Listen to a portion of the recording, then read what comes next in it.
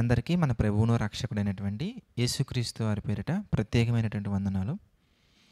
ప్రియులారా, కొన్ని సందర్భాలలో కొన్ని మనకి ఎలా కనబడుతూ ఉంటాయంటే, మనం ఎంతో కష్టపడుతున్నాం కానీ ప్రయోజనం ఉండట్లేదు. రైతుల కోణంలో మనం ఆలోచించామనుకోండి, ఎంతో విస్తారంగా మనం విత్తాం కానీ అవుట్పుట్ లేదంటే కనుక కోసే పంట మాత్రం ఏం మిగలలేదు. దీనినే కొంతమంది ఎలా ప్రస్తావిస్తూ ఉంటారంటే, నా యొక్క పర్స్ అనేది ఎప్పుడు చూసినా ఖాళీగా ఉంటుంది. నేను ఎన్ని పనులు చేసినా, ఎన్ని రకాల స్ట్రీమ్స్ ఆఫ్ ఇన్కమ్ నాకున్నా గానీ, నా పర్స్ మాత్రం ఎప్పుడూ ఖాళీగా ఉంటుంది అని మాట్లాడుతూ ఉంటారు. ఇంకొంతమంది ఈ పరిస్థితులను బట్టి మాట్లాడే విధానం ఎలా ఉంటదంటే, నేను నిరంతరం చర్చికి వెళ్తున్నాను గదా! నిరంతరం దేవుని సన్నిధిలో ఉంటున్నాను గదా! మరి నాకెందుకు ఇంకా సరైనటువంటి అవుట్‌పుట్ రావట్లేదు, సరైనటువంటి పరిస్థితుల్లో నేను ఇంకా ఎందుకు నిలబడలేదనే ప్రశ్న చాలామందికి వస్తూ ఉంటుంది. అయితే ఎగ్జాక్ట్‌గా అదే పరిస్థితి గురించి మనకి హగ్గయి గ్రంథం 1వ అధ్యాయం 6వ వచనంలో మనకు కనబడుతుంది. మనం చూద్దామండి. హగ్గయి గ్రంథము 1వ అధ్యాయము 6వ వచనం మనం ఈ సందర్భంలో ఒకసారి జ్ఞాపకం చేసుకుంటే, మీరు విస్తారముగా విత్తినను మీకు కొంచెమే పండెను. మీరు భోజనము చేయుచున్నను ఆకలి తీరక ఉన్నది, పానము చేయుచున్నను దాహము తీరక ఉన్నది, బట్టలు కప్పుకొనుచున్నను చలి ఆగకున్నది.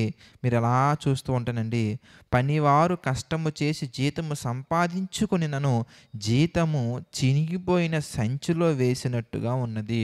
చూడండి, వీటిల్లో ఏదో ఒక స్థితిలో కానీ లేదంటే కనుక అన్నిటిలో కానీ మనం ఉండుండొచ్చు. మరి దీనికి సొల్యూషన్ ఏంటి? అసలు దీనికి కారణాలు ఏంటి? దీనికి సొల్యూషన్ ఏంటని మనం ఆలోచించితే కనుక, దేవుని యొక్క వాక్యం ఈ ఉదయకాల సమయమున మనందరితో మాట్లాడుతున్నటువంటి ఒక అద్భుతమైనటువంటి వివరణతో కూడినటువంటి సమాధానం ఏంటి అని మనం చూస్తే కనుక ప్రియులారా, 7వ వచనంలో మనకు కనబడుతుందండి. ఒకవేళ మనం ఇలాంటి పరిస్థితుల్లో లేకపోయి ఉండొచ్చు, కానీ వెళ్ళే అవకాశాలు ఉంటాయి.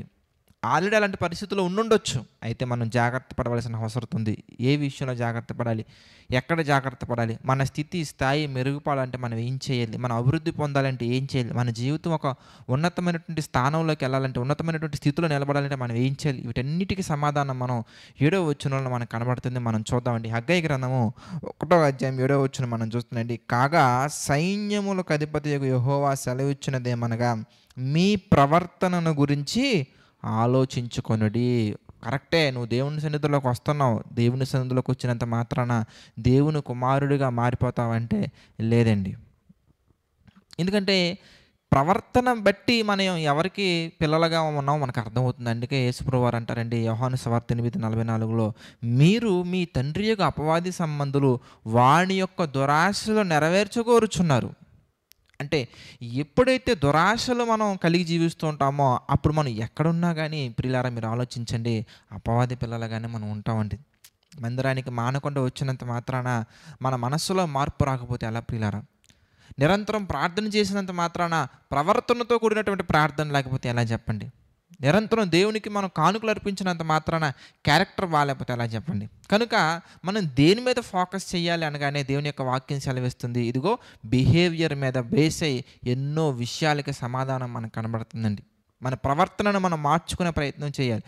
మన ప్రవర్తనను మనం మార్చుకుంటూ, ఇగో నీ ప్రవర్తన అంతటి మీద దేవునికి అధికారం ఇవ్వమని ఎన్నో సందర్భాల్లో మనకి కనబడుతూ ఉంటుందండి. అంటే దాని అర్థం ఏంటయ్యా అంటే, ఇంకా మనం ఆలోచించనుకోండి, నీ మందిరమునకు పోవునప్పుడు నీ ప్రవర్తన జాగ్రత్తగా ఉండాలి. చూడండి, ఎన్నో సందర్భాల్లో దేవుడు మనల్ని హెచ్చరించే వన్ అండ్ ఓన్లీ పాయింట్ ఏదంటే, నీ క్యారెక్టర్, నీ బిహేవియర్. అంటే మన ప్రవర్తనని ఆధారం చేసుకునే దేవుడు మనకిచ్చే మేలులు కానీ, దేవుడు మన జీవితాల్లో తీసుకొచ్చే శ్రమలు కానీ, మనకి పెట్టే పరీక్షలు కానీ ఉంటాయి. కాబట్టి మనం ఏం చేయాలంటే, ప్రతి క్షణం కూడా ప్రవర్తన పర్ఫెక్ట్గా ఉందా లేదా, ప్రతి క్షణం కూడా మన ప్రవర్తన ప్రభు దృష్టికి అనుకూలంగా ఉందా లేదని మనం ఆలోచించుకోవాలి. కనుక నేడు నీ జీవితంలో కానీ, నీ కుటుంబంలో ఉన్నటువంటి ప్రతి సమస్యకు సొల్యూషన్ ఎక్కడ ఉందంటే క్యారెక్టర్, ప్రవర్తన. కనుక మీ ప్రవర్తన గురించి, మీ కుటుంబ ప్రవర్తన గురించి ఒకసారి ఆలోచించండి. అది ప్రభు దృష్టికి అనుకూలంగా ఉందా లేదా అని కూడా ఒకసారి ఆలోచించండి. ఒకవేళ ప్రతికూలంగా ఉంటే కనుక అనుకూలంగా మార్చుకునే ప్రయత్నం చేయండి.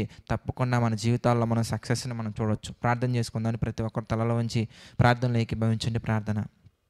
ప్రేమగల తండ్రి, దయగల దేవ, పరిశుద్ధ మహోన్నత తండ్రి అనేకమైన విషయాలను మాకు తెలియజేస్తున్నందుకు కృతజ్ఞతాస్తుతులు చెల్లించుకుంటున్నాం తండ్రి. మీ కృపలో దీవించండి, మీ యొక్క చిత్త ప్రకారంగా నడిపించండి తండ్రి. ఎన్నో ఆత్మ సంబంధమైన విషయాలను మాకు నేర్పిస్తూ మీ యొక్క చిత్త ప్రకారంగా నడిపిస్తున్నందుకు కృతజ్ఞతలు తండ్రి. ఈ డైలీ డివోషన్ ద్వారా తండ్రి మాతో ప్రతి దినము కూడా మాట్లాడుతున్నందుకు తండ్రి మరొకసారి కృతజ్ఞతాస్తుతులు చెల్లించుకుంటున్నాం దేవా. మీ చిత్తమైతే తండ్రి మమ్మల్ని అందరం కూడా దీవించండి, ఆశీర్వదించండి. మీ నామ మహిమార్థమే తండ్రి బలపడే ధన్యతను తండ్రి మా అందరికి అనుగ్రహించండి. మీ కృపలో ప్రభా నిరంతరము సాగుతూ ముందుకు సాగే ధన్యతను దయచేయండి దేవా.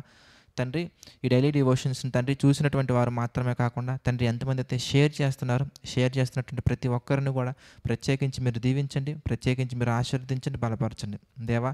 మీ యొక్క చిత్త ప్రకారంగా తండ్రి మమ్మల్ని అందరం కూడా నడిపించండి తండ్రి. సమస్త మహిమ ఘనత ప్రభావాలు మీకే చెల్లించుకుంటూ ఈ పరిచయం కూడా దీవించమని ఆశీర్వదించమని మరొకసారి తండ్రి వేడుకుంటూ మా ప్రభువును రక్షకుడైనటువంటి యేసుక్రీస్తు వారి పేరిట ఈ ప్రార్థన అడిగి వేడుకొనుచున్నాము తండ్రి.